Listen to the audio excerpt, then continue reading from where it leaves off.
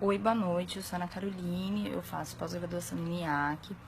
Vou falar um pouquinho sobre o meu estudo de caso. Eu faço curso de gestão de projetos. O tema tratado hoje vai ser sobre a ciência e a religião. Foi proposto para a gente dois cientistas que têm uma opinião bem divergente sobre esses dois temas e a gente vai conversar um pouquinho melhor sobre isso. Porém, acredito que antes de falar de qualquer um desses dois cientistas, vale a pena falar sobre sobre o plano de fundo que estão inseridos.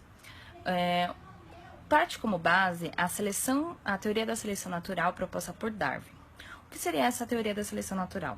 Essa teoria de seleção natural, ela fala sobre que algumas características são mais aptas à sobrevivência e assim são passadas para gerações futuras. Um exemplo que ele utiliza seria a questão das mariposas. As mariposas no século XIX, se eu não me engano, ela tinha uma coloração um pouquinho mais clara, né, uma pigmentação mais clara na sua predominância, e alguma minoria com uma pigmentação mais escura. Conforme foi mudando o meio ambiente, né, foi acontecendo uma seleção natural. Por quê?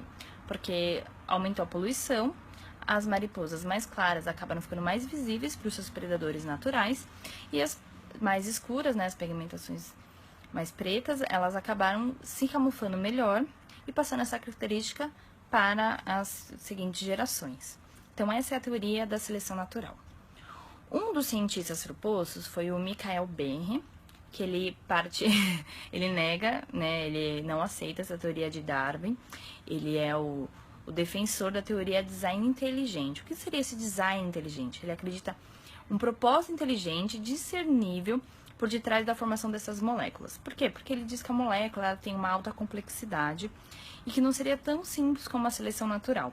Ele acredita num criador divino para essas moléculas e que assim foram criadas, não seria possível a seleção natural. Ele escreveu um livro que ele fala bastante sobre isso, que seria A Caixa Preta de Darwin, o desafio da bioquímica e a teoria da evolução. Que serão como essas células, micromáquinas muito difíceis. Então ele fala um pouquinho melhor sobre isso e hoje ele tem ganhado cada vez mais espaço.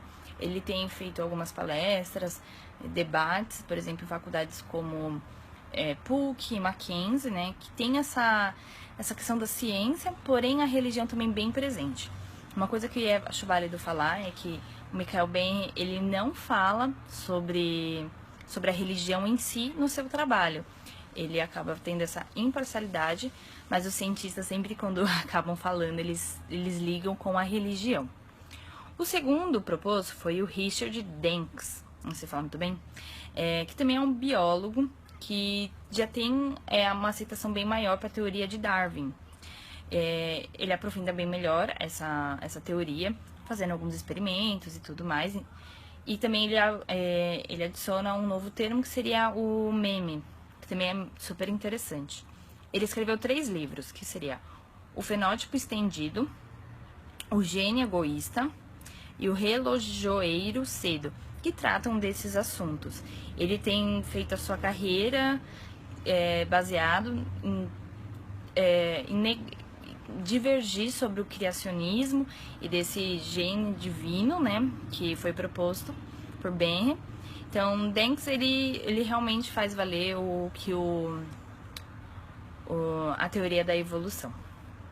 Aí, o trabalho fala pra gente um pouquinho, se a gente acredita que se der pra fazer ligação entre os dois, né, entre a religião, que o Benhe defende um pouquinho mais, o Dawkins defende um pouquinho mais a ciência, e o que nós acharemos.